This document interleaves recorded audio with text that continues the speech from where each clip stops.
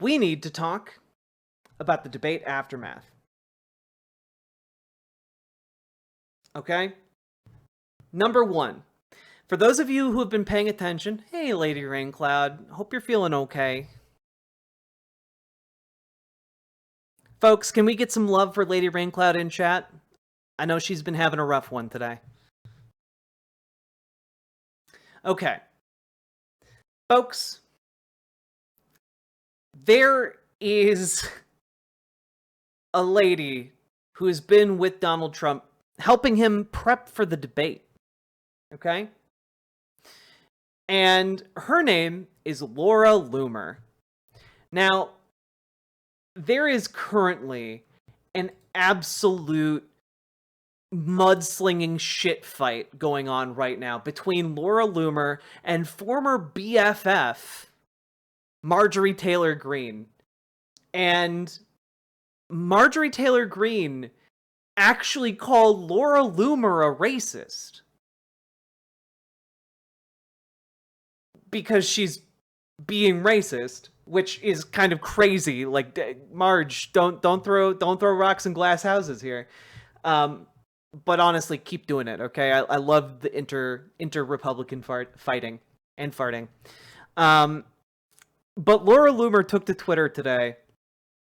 Once again, Marjorie Taylor Greene, who is extremely jealous and vindictive over the fact that she wasn't successful in turning Donald Trump against me, is now behaving like a leftist and accusing me of being racist. Kamala Harris is on video calling herself Indian and saying she cooks with curry. She also refuses to speak to the media, so there is a strong likelihood that she would set up a call center to avoid speaking to the press and being honest with the American people. Hey, MTG, speaking of racism, one of your former staffers told me you have a favorite word that starts with N. What if that staffer has a video? It's rather ironic that MTG wants to call me a racist when MTG is a full-blown anti-Semite who believes that Jewish people use space lasers to control the world. Along with being an anti-Semite, MTG is also a poor excuse for a Christian. Her marriage fell apart because she couldn't keep her legs closed while she was a new member of Congress and was too busy screwing some guy from her CrossFit. She is not representative of the GOP or what it means to be an America first. Nobody talks about her anymore because she's annoying and irrelevant and a sellout. Hey, Marjorie Taylor Greene, how come you weren't at the debate? Guess you gave up on Trump when he gave up on your boyfriend, Speaker McCarthy. Don't talk about representing Donald Trump when you paid for the Ye 2024 domain and used your campaign funds to orchestrate the dinner between Nick Fuentes and Kanye West. I exposed you months ago and I'll do it again, you trailer trash harpy.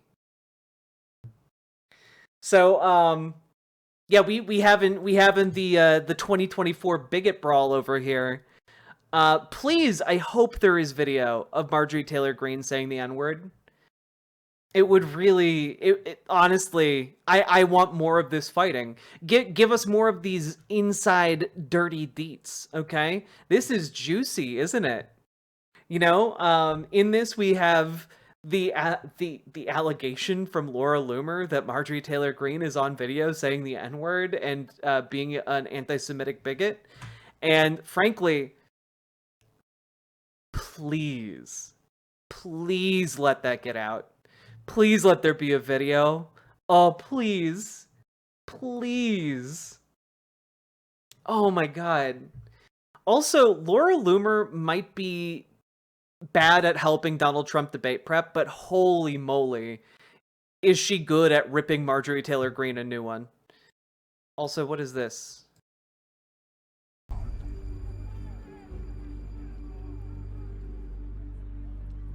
Let them fight. I need that sound clip for the soundboard. I need that for the soundboard so badly. There are so many times I want to use that. Also, guys, are you ready to see a little bit of Schadenfreude? Are you ready? Are you guys ready to see this? So, in the aftermath of the debate last night, a number of surrogates were sent out to talk. You did. I was looking for it and I didn't see it. I'm sorry. I'll take another look. A bunch of surrogates were sent out to talk to the press after the debate. One of Donald Trump's surrogates was a man called Stephen Miller. Now, if you guys remember Stephen, he is bald and also has eyes that look like he's dead inside, and also is virulently racist. Like, he's bad. Now, one of the Washington, D.C. correspondents, Jose Maria del Pino, asked Stephen Miller about evidence that crime in the U.S. is worse than crime in Venezuela. Because Donald Trump claimed that. And here is Stephen Miller's response. What will happen? All these Day one. all these criminal migrants that have been flooded in the country are going to be the first to get thrown out of here. I mean, you've seen case after case, these heartbreaking tragedies. Those ones are going to get found and deported first. And look at this Venezuelan gang. You have a Venezuelan gang that is taking over entire apartment buildings in Aurora, Colorado. Huh. You know, I'm just going to pause right there. Man, it'd be a shame if that wasn't happening. And one of the largest progressive news networks in America was spreading the same lie that Stephen Miller was. If only we had some kind of segment to debunk that. Check out my YouTube. And that's responsible, by the way, for some of the most heinous crimes that have happened all over the United States. The crime rate in Venezuela is down, I believe, a little bit over 60% over the last several years. Are you trusting the official figures from the Venezuelan dictatorship? Let's put it this way. Are you trusting the numbers from the dictatorship in Venezuela? If you're a dictator of a poor country with a high crime rate, wouldn't you send your criminals to our open border? That wasn't my question. Are you trusting the figures of the dictatorships? Those are Maduro numbers. I am believing that it is in the interest of a criminal dictator to let his criminals out of their jails and come to our country. Do you have numbers, real numbers, not I have dictatorship numbers? The Venezuelan gangs that have, you've seen the CCTV footage. I have a question. Who do you think? Answer me My this. family is from Venezuela. I know very well the situation of Caracas and many other Right, cities. and tell me, who were the people with the high-powered rifles in the hallway of that apartment building? Who were they? They were gangsters from Venezuela. Right.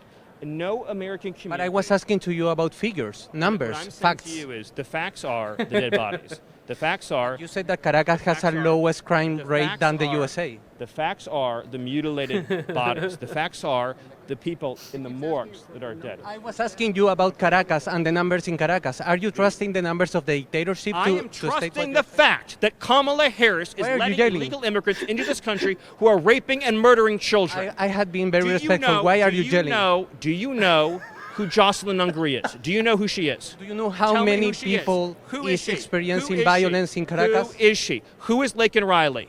Why Who are you is yelling she? again? Because I'm yelling because children are being raped and murdered. I was just by asking for illegal figures, immigrants. and you have not Children replied to are me being about raped those and figures. murdered. Do you know who Kayla Do Hamilton you is? trust the numbers of Do you know Nicolas her story? Maduro? I'm asking I again. trust a ruthless dictator will empty his prisons and send their criminals to our country. So you trust his numbers? The most dangerous gang in Venezuela is You now trust occupying Nicolas apartment Maduro? buildings. I trust that he does not want his criminals to be. So you believe in his numbers? I believe he's sending his criminals to our country. And do Do you you think not- that the crime rate in Venezuela have Do you decreased? not believe the law enforcement reports of Venezuelan gangs in this country? I was asking for Are the Venezuelan gangs- government are figures, Venezuelan not gangs the in this figures country here. Or not? Are Venezuelan gangs in this country or not? Yes or no? What Yes or are no? the figures Yes or no? that you Yes say or no? to say Yes that or no? in Caracas Yes or the no? number is Are lower than in the Venezuelan gangs- USA? Are Venezuelan gangs in this country or not? So you don't have numbers. Oh my god. Are Venezuela? You know who has numbers? The Department of Homeland Security. You can ask Mayorkas for numbers. You can ask Director Ray for the numbers. Sir, I'm telling you. you said You think that in Nicolas Venezuela Maduro- the crime rate is lower than the Because- USA. Yes, because the What are criminals your are numbers? here That's now. my question. because the criminals are here now. Those are Maduro's I numbers. can tell you, again, that Border Patrol agents are encountering thousands trust of gang Maduro members. numbers? I trust the border agents in our country. But they are not saying that Caracas has a lower crime rate. Children are dead, and you are wasting my time. No, I am not Children wasting your are time. being raped. I'm Do asking you for have facts any as a remorse journalist. do you have any remorse for the dead children? Do you care at all about the dead children? Absolutely. Then that's what I want to leave you with, is that Donald Trump will I was come just to asking for office. figures. Here's what's going to happen. Donald Trump is going to be elected president, He's and the gonna, like, migrant throw gangs are going to be hands. sent home. Children's lives will be saved. And you know who will benefit the most? Are the working class Hispanic communities that are besieged by gang violence. So you This won't guy have is a figures. surrogate for the that are being former overtaken by president. migrant gangs. You have MS-13 that is brutalizing children. You have Kayla Hamilton, who was a 20-year-old autistic girl who was raped and murdered, beat. He's active. You can see the sheen. Like he's literally sweating under like basic cross-examination. To death. That will end. That will stop, and our children's lives will be saved. That is the most virtuous thing that can possibly be done. We are going to save the lives of our children. We will not let Kamala Harris condemn them to a life of misery, suffering, and death. Thank you. I'm not replying my question.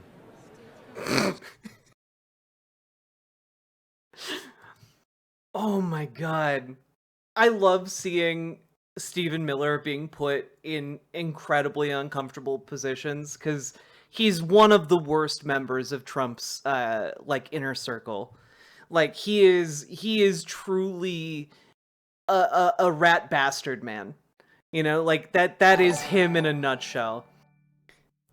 Dude looking like a steamed shrimp in that suit. Pepe laugh. Dude starting to look like a steamed shrimp, all right. Thank you very much, Winby. Oh god. Holy shit. Lady Raincloud, yeah, you need to at some point, maybe like an hour ago, I got clocked good by stream. Stream got me. I snort laughed for like 20 minutes straight. More? Yeah, they shouldn't have let him out of the room. They should have kept interviewing him. But folks, Donald Trump is in full like denial mode about how bad he did. Like he's retweeting known Russian asset Benny Johnson. Proof Trump won the debate.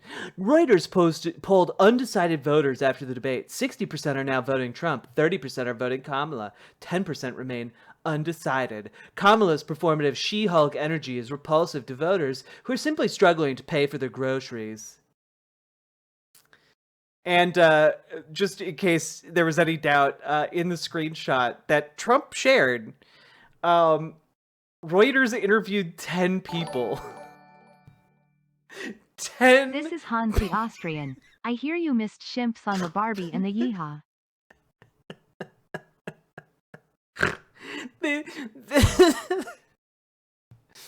Link to that video? Yeah, here you go. It was amazing. This needs to live forever in my bookmarks. Here you go. What will happen? All these. But yeah, based on Reuters interviewing 10 people. Oh man. Also, here's Donald Trump's new ad posted yesterday. Get ready. It is my honor to introduce the 45th and soon to be 47th President of the United States. Now I want you to pay very close attention to the voiceover in this ad, okay? Pay very close attention because I think you might notice there's a bit of a difference between Donald Trump in the past and Donald Trump now. And I'm just wondering if you can spot the difference. Donald J. Trump. November 5th is going to be the most important day in the history of our country. And we will bring our country back together. Bigger, better, bolder, brighter, happier, stronger, freer, greater, and more united than ever before. And together we will win, win, win. I have never, ever been prouder of President Trump, of my president, than when he stood up with blood all over his face and he raised his fist in defiance and he shook his fist. They're not coming after me, they're coming after you, and I just happen to be standing in their way, and I will never be moving. He's not meant to be stopped. He's meant to help fix this country. On November 5th, 2024, we will take back our country and we will make America great again. Make America great again. Okay, well, I can't not look up what the hell TrumpForce47.com is.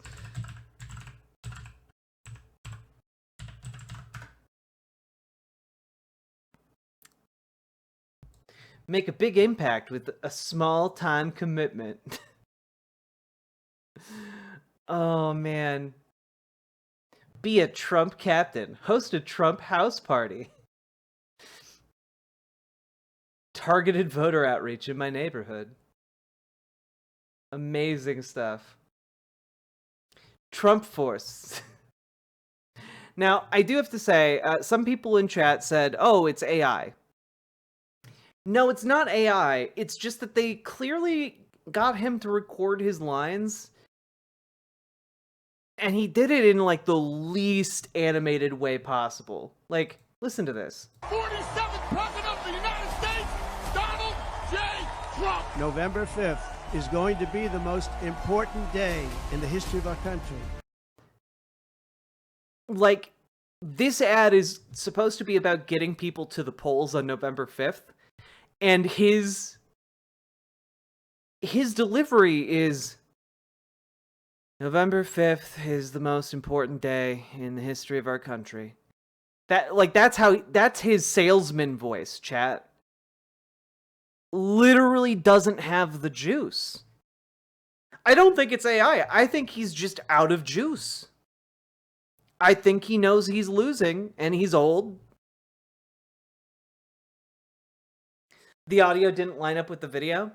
Yeah, because the entire thing is just, you know, lines clipped from various speeches. Yeah, they're trying to compensate for, like, the lack of actually interesting, you know, content from his voice and his performance, and they're trying to compensate with bombastic music, and it's just not working. I think he's broken. His campaign schedule supports that. He's doing so much less than he used to. Yeah. Now, one thing that I think you should all know is that Representative Mike Collins, a Republican from Georgia, posted, "You want to know who won? Find out who refuses to do a second debate." Well, immediately last night, Kamala's team put out that they wanted to have a second debate, because of course they did. Donald Trump, not so much. Probably won't happen. He's running scared. Running scared. Like, my God. Lol, Lamau even, right? Is Trump Force 47 the low-tier version of Meal Force 6? Honestly, maybe. Oh, God. It's so sad. So, like, with all of that being known, okay, I think we need to go to the Cope Center. We need to take a look at the man spearheading the defense of Donald Trump's performance in the debate last night. And that, of course, is one Matt Walsh. Political podcast today. I have a saved discussion of the debate for the very end of the show, and that's mainly because the debate was, in my opinion, not terribly interesting. In fairness... Yeah. You saved conversation on the debate for the end of the show because it was just so boring.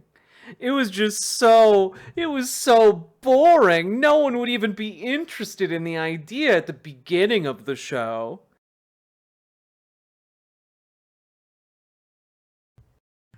Like,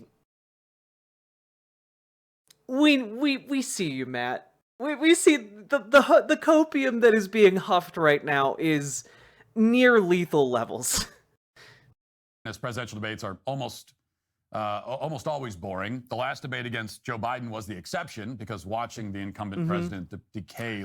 I mean, I bet it was boring watching your guy get his ass beat on national television. Yeah. Live on camera is many things: shocking, pathetic, horrifying, hilarious at times, but not boring. This time around, Trump did not have the advantage of debating an opponent who had lost his mind. Instead, he was debating one who never really had much of a mind to begin with.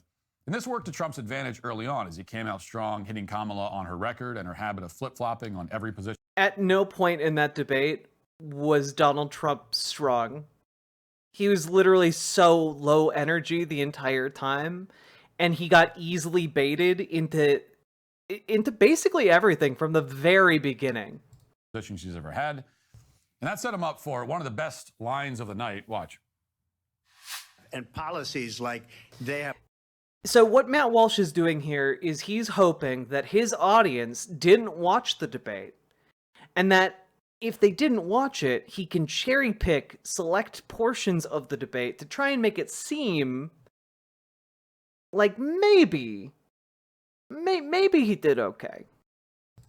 I don't say her because she has no policy. Everything that she believes. It's just so boring, chat. Don't watch it. You never make it through the whole thing because it's so boring. 3 years ago and 4 years ago is out the window. She's going to my philosophy now. In fact, I was going to send her a MAGA hat.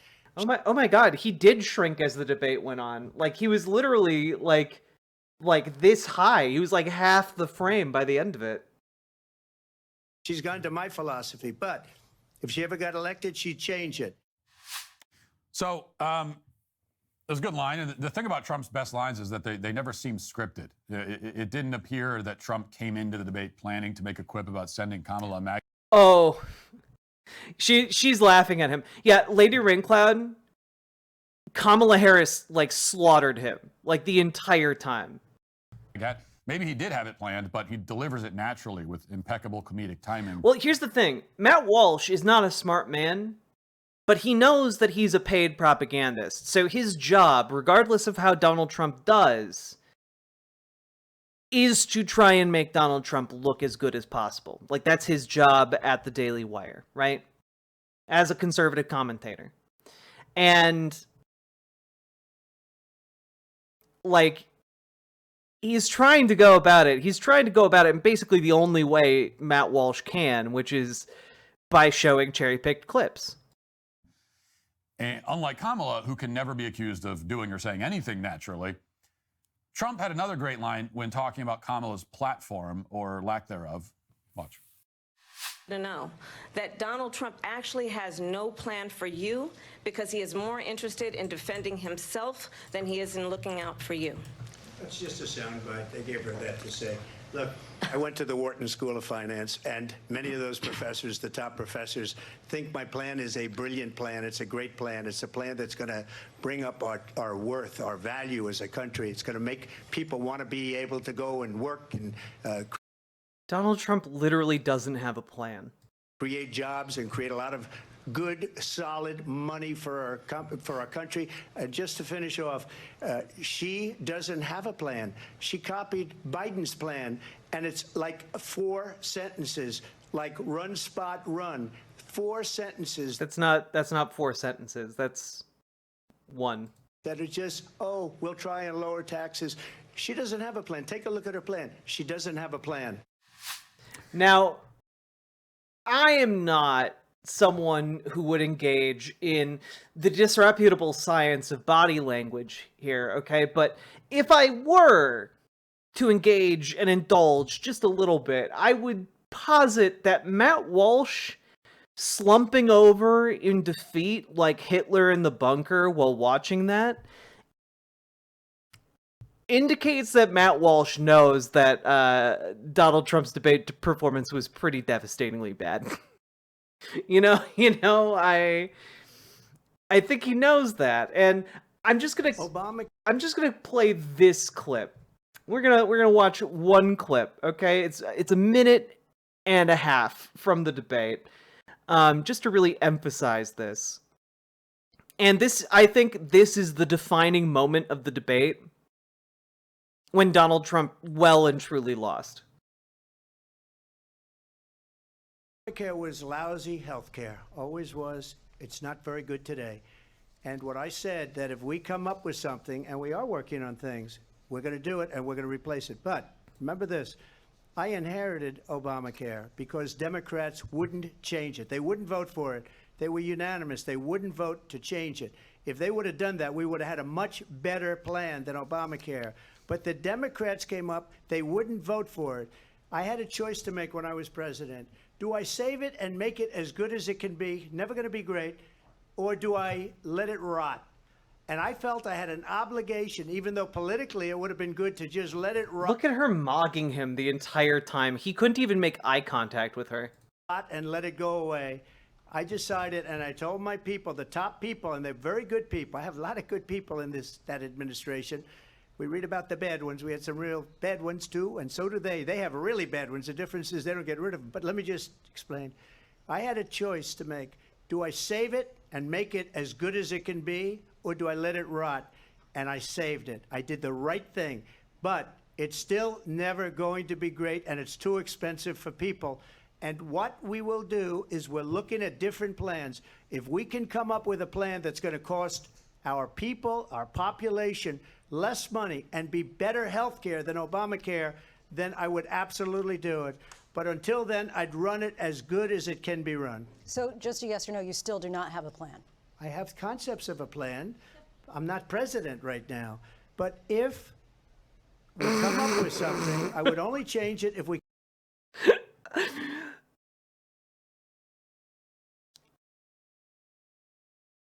He has had 8 years, 9 years to come up with a plan to replace Obamacare. And he doesn't have a plan. He has concepts of a plan. He has absolutely nothing, and he admitted it in the most Trumpian way possible. Yeah, he plans on having a plan. Yeah. Yeah, no, Dragonfly, when did he say that? Did he say that he'd have a plan to replace Obamacare in 2 weeks, like back in 2016? Oh, man. We come up with something that's better and less expensive. And there are concepts and options we have to do that. And you'll be hearing about it in the not-too-distant future. You'll hear about it at some point, I'm sure. You can't even parody this. It's beyond parody. If you wrote this, it would be considered way too on the nose. Like, that's the kind of answer you give if you're a child who is trying to lie their way through making a book report. You know, like we're really in that kind of territory right now, aren't we? Also, apparently I am required by law to play this. All right, here we go.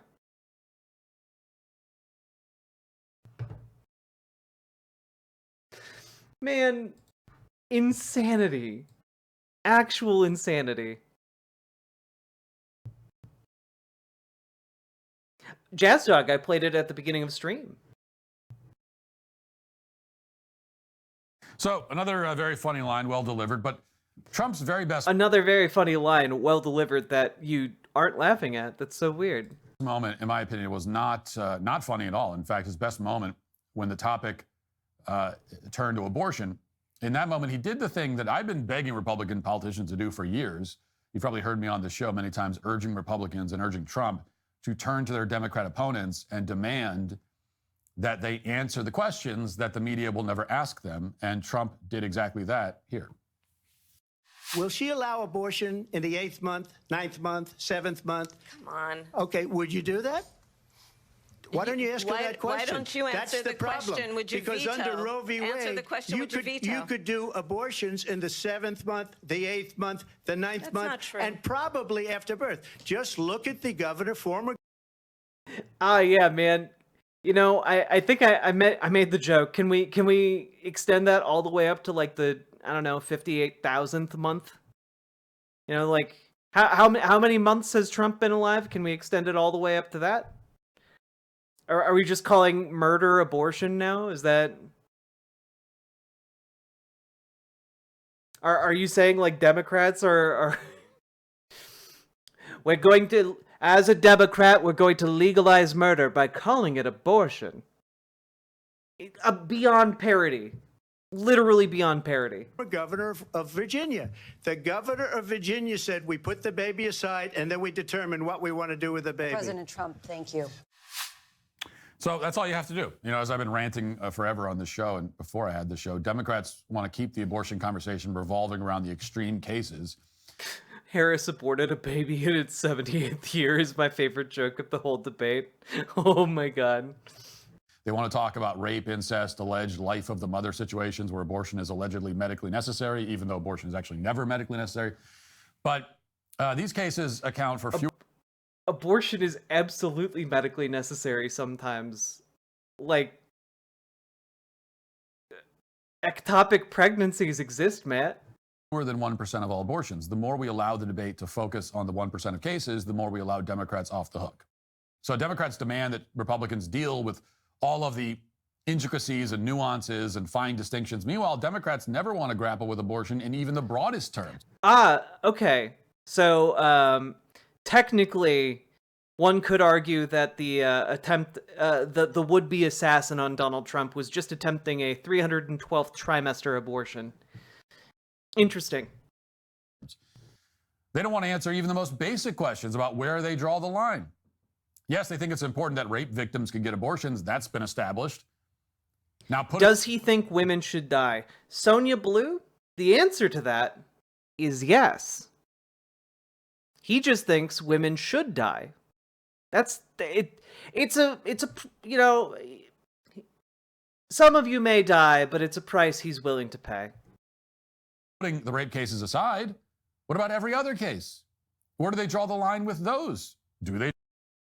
Well, probably where it was drawn under Roe v. Wade. Probably there, yeah. Draw a line? Is there any kind of abortion at any stage of pregnancy that they would object to? Probably after it's viable, because generally speaking, once a fetus is viable, an abortion is just a birth. The only case in which it is not a birth is when, like, the life of the mother is on the line, in which case, like, it's an unfathomable tragedy, but, like, that's it. Do they think it's okay to kill fully developed infants in the womb? Yeah, no medical professional aborts a viable fetus. It's just, that's absolutely not done. Would be viable outside the womb? Do they think it's okay to... No, the only cases in which viable fetuses are aborted, would be when, like, the life of the mother is on the line. That's it. Kill a baby who could just as well be delivered healthy and alive and given up for adoption? That is what is done when someone wants an abortion at that point in the pregnancy. Abortion an acceptable and morally permissible alternative to adoption? The Democratic answer to these questions, of course, is yes. Valerian Damocles Marcellus, yes, you may do that. If it won't let you post it in YouTube chat, come post it in Riverboat chat. They believe it's perfectly acceptable to kill a baby at any point in the womb, no matter how healthy or viable the developed child or developed that child is. They absolutely favor killing fully developed infant children, but... I mean, the only fully developed infant child that, like, I think Democrats are pretty okay with maybe would be this one on screen. But that's not ethical or legal. So we don't do that.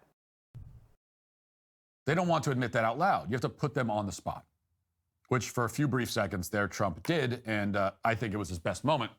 Unfortunately, things took a bit of a turn shortly after that. Trump, it seemed to me, came out focused and on point. Kamala came out nervous and shaky. Her voice sounded... I disagree. He's not fully developed. Okay, touche. Well played. Even whinier than usual. But about midway through, there was a shift.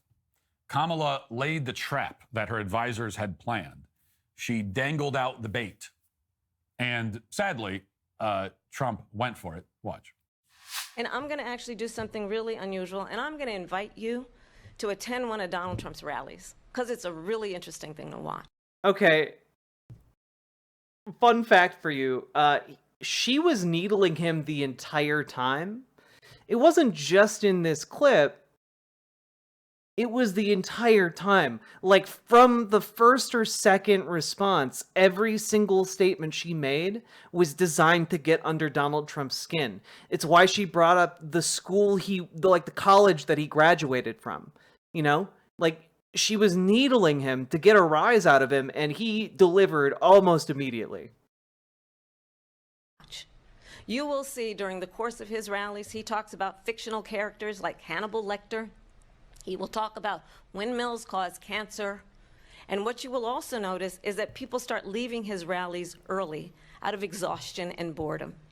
And I will tell you, the one thing you will not hear him talk about is you. You will not hear him talk about your needs, your dreams, and your desires. And I'll tell you, I believe you deserve a president who actually puts you first, and I pledge to you that I will. Vice President Harris, thank you. President Trump, on that point, I want to get your response. Well, I would like to respond. Let me just ask, though, why did you try to kill that bill, and successfully so? That would have put thousands of additional agents and officers on the border. First, let me respond as to the Please. rallies. She said people start leaving. People don't go to her rallies. There's no reason to go. And the people that do go, she's bussing them in and paying them to be there, and then showing them in a different light. So she can't talk about that. People don't leave my rallies. We have the biggest rallies, the most incredible rallies in the history of politics. That's because people want to take their country back. Our country is being lost. We're a failing nation.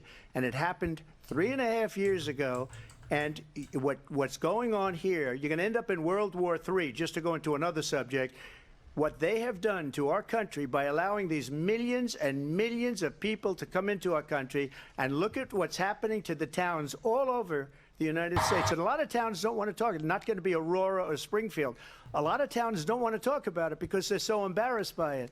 In Springfield, they're eating the dogs, the people that came in. They're eating the cats. They're eating the pets of the people that live there. And this is what's happening in our country, and it's a shame. As far as rallies are concerned, as far as...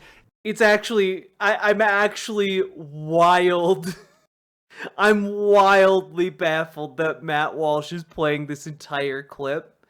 Maybe the calculation here is just that he knows that this clip is going to circulate like mad.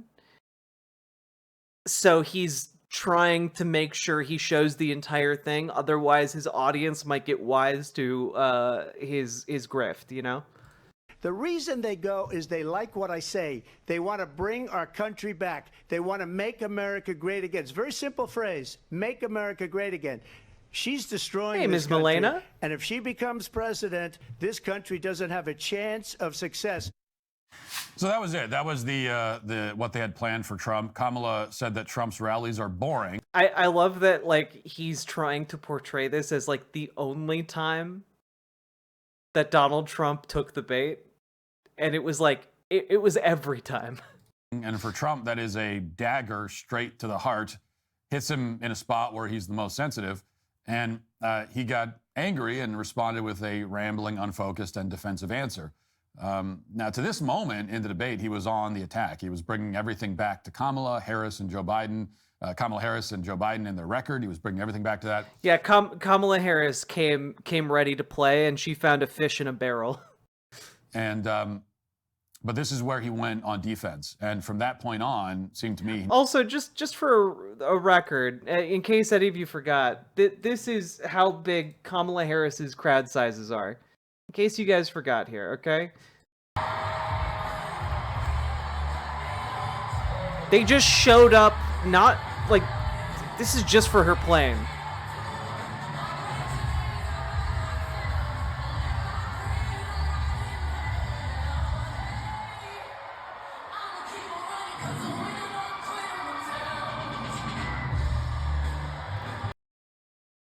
Like, it's a big crowd size.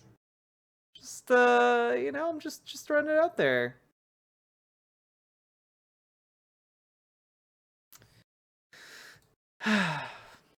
Amazing stuff. He never quite recovered.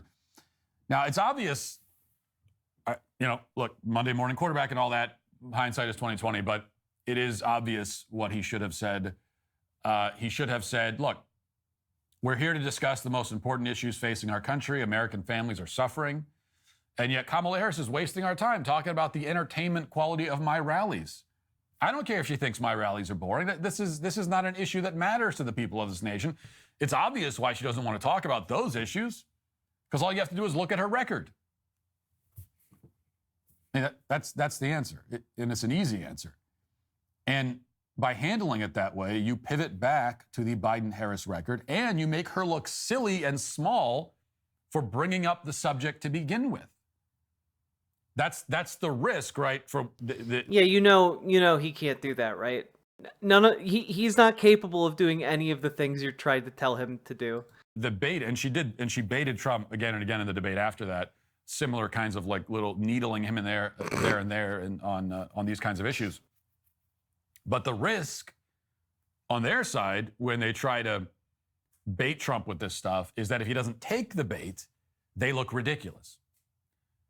So she would have looked ridiculous for bringing up the fact that Trump's rallies are boring. She would have looked ridiculous if he had not taken the bait. What? She would have looked ridiculous if he had not taken the bait.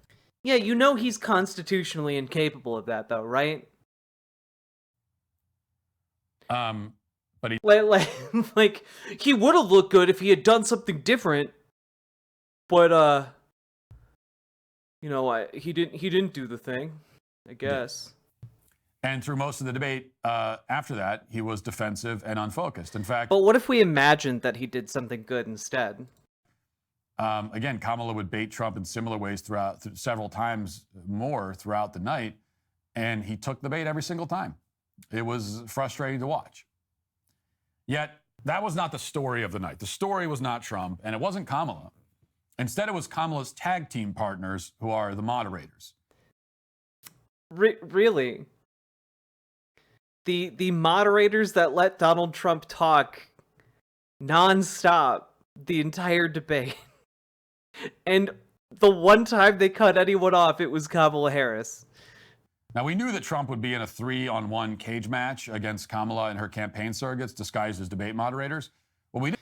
Look, I mean, they're not Fox News personalities, so clearly they're in cahoots with Kamala Harris. Didn't know, and many of us didn't expect, is that they would be so blatant about Fenry, I talked about David it a Muir little bit. And Lindsay Davis of ABC News did not even feign objectivity.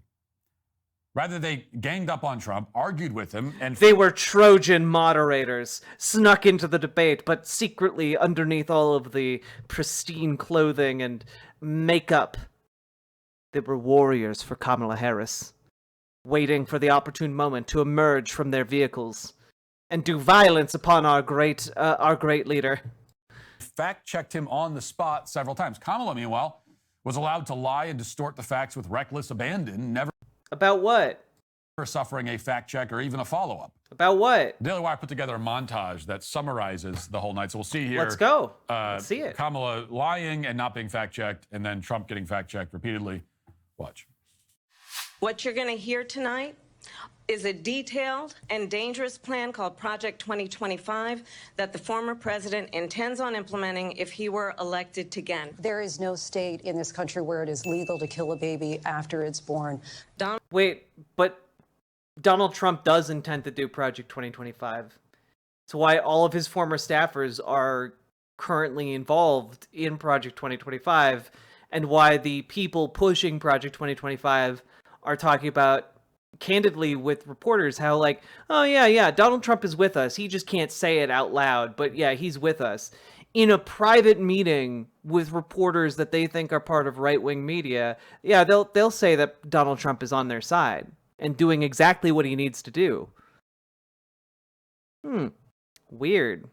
His vice president has been endorsing a lot of parts of it over the years, and also is really good friends with the president of the Heritage Foundation, and is basically known for his major association with the Heritage Foundation, and is such good friends with the Heritage Foundation that he wrote the foreword of the Heritage Foundation president's book. So, yeah. Donald Trump left us the worst unemployment since the Great Depression. True. Actually, COVID decimated our employment numbers. Donald Trump left us the worst public health epidemic in a century. Also true. COVID killed over 1 million Americans. Donald Trump left us the worst attack on our democracy since the Civil War. True. He helped organize an insurrection against the United States of America. I just want to clarify here. You bring up Springfield, Ohio, and ABC News did reach out to the city manager there. He told us there have been no credible reports of specific claims of pets being harmed, injured, or abused by individuals. If Donald Trump were to be reelected, he will sign a national abortion ban. Understand, in his Project 2025, there would be a national abortion, a monitor that would be monitoring your pregnancies, your miscarriages. True. The Republicans, up until like, I don't know, a month ago, were talking about doing a national abortion ban. The only reason right now they're saying they wouldn't do that and saying, oh, they just believe in states' rights. Guys, you only talk about states' rights when you actually want to do the thing. You know, like, the states' rights argument came from the slavery days. You know, states' rights to own slaves. And the only reason that became like a talking point was because, well, they wanted to own the slaves. And they want states to ban abortion. And if they think they can get a national abortion ban, they're absolutely going to get that. Migrant crime, and it's happening at levels that nobody thought possible. President Trump, as you know, the FBI says overall violent crime is actually coming down in this country. But Vice Excuse me, President the Harris, FBI defraud. Honestly, I think it's a tragedy that we have someone who wants to be president who has consistently, over the course of his career, attempted to use race to divide the American people. And we should. Wait, that's just a fact. He literally wouldn't rent apartment buildings to black people when he was starting out as a real estate man. Like, he was so racist that he believed that black employees were a disgrace to have on the floors of his casinos. The management that worked at his casinos had to hide black employees whenever he came around. Because he's racist. He took out a full-page spread against the Central Park Five, calling for their execution, and continued to call for their execution after they were exonerated with DNA evidence. Just point out here as clarification, and you know this, you and your allies, 60 cases in front of many judges, many of them No Republican, judge looked at it. And said They there was said no we didn't have. Micah, I personally believe that his dad was in the KKK. I don't think we have lock-proof evidence of that, but I do think a lot of things line up on that one. Yeah. Standing. That's the other thing. There was a mob of people carrying tiki torches, spewing anti-Semitic hate. And what did the president then at the time say? There were fine people on each side. That part's true, actually. Like you're just showing Kamala Harris say things that are true. Like, I'm sorry, but if you go to a statue protest, if you go to protest the historical integrity of Civil War monuments, you just very clearly care about that, and then suddenly all around you, you see people marching with tiki torches, shouting about how Jews will not replace us, and they're at your protest event, and they're also like wearing swastikas, and all of the people who organized your protest are known white supremacist neo-Nazis, who are like literal goose-stepping, like Sieg Heiling Nazis. You have just gone to a Nazi rally. You're no longer protesting the integrity of statues. So then if someone sees that, and on one side they see the Nazi rally that was organized by Nazis, and on the other side they see people who are protesting all of the Nazis coming to the community, and says, well, there's very good people on both sides. Yeah, that person's endorsing the Nazis. He thinks the Nazis are good people.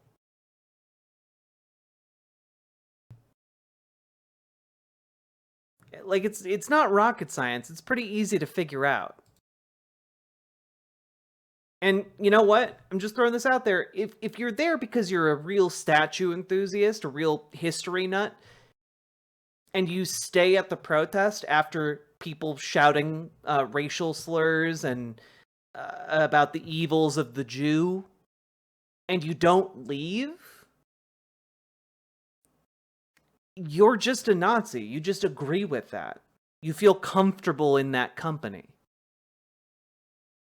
And you're a member of that company. That's how that works. So there you have Kamala lying about Trump repeatedly with no fact checks. Meanwhile, Trump Except none of those were lies. Was fact checked, even when his statements were completely true. It was a His statements weren't true. Despicable and shameful performance by the media. But they'll feel no shame for it. After all, these people believe, or have told themselves anyway, that they are the vanguards protecting us from a man who seeks to end our democracy and usher in 1,000 years of tyranny. They'll do or say whatever is necessary to prevent that, and it's for our own good. You know, that's... Yeah, but believe this guy who identifies as a theocratic fascist as a joke. How they see it. Journalistic ethics, objectivity, truth, all of these things are expendable. They must be thrown out the window, and they have been, in order to stop Trump. You know, notice how he didn't actually provide any evidence that backed up like the truth of Trump's statements or the falsity of Kamala Harris's statements. He, just didn't elaborate on that and hoped no one in his audience would notice or check. Of course, the irony is that their efforts to sabotage Trump, once again, probably had the opposite effect. Thanks to the embarrassing performance by the moderators, the story of the night is their embarrassing performance. Yeah, because you would definitely report on that and not how well your candidate did in the debate if he won the debate. You know, like, if you thought that Donald Trump won the debate, you'd be talking about how he won the debate, not how actually the moderators were devils incarnate, sent from the Demon King himself to plague this mortal realm.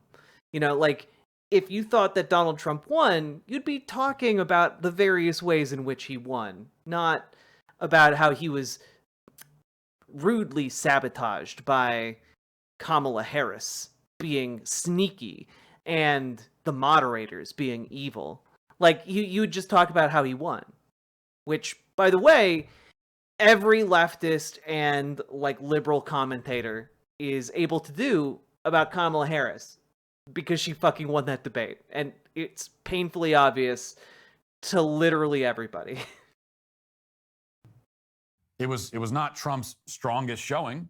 Yeah, that's true. It was Finally, we got one moment of honesty from Matt Walsh. The media's most reprehensible showing, which becomes the only significant takeaway from the event. Kamala did not win. Trump didn't win, but the media lost. Oh, that's so weird, because the title of the video is that you thought Donald Trump was the winner of last night's debate. But in the video, you're saying that Trump didn't win. Which is it, Matt? Did Trump win the debate, or did he not win? That's so weird. And lost whatever meager shreds of... Kamala has victory. Donald has concepts of a victory. Credibility they may well have played, still had Baba. in the minds of the most naive among us. And a loss for the media is a win for Trump by default. And that is why, after last night, the ABC moderators and the entire corporate media complex are all today canceled. Amazing stuff from Matt Walsh. The mental gymnastics alone should have earned him a gold medal against Simone Biles, all right? My God. We had to take the time. I know Matt Walsh is excruciating, but we had to take the time today to just dance a little bit on that grave.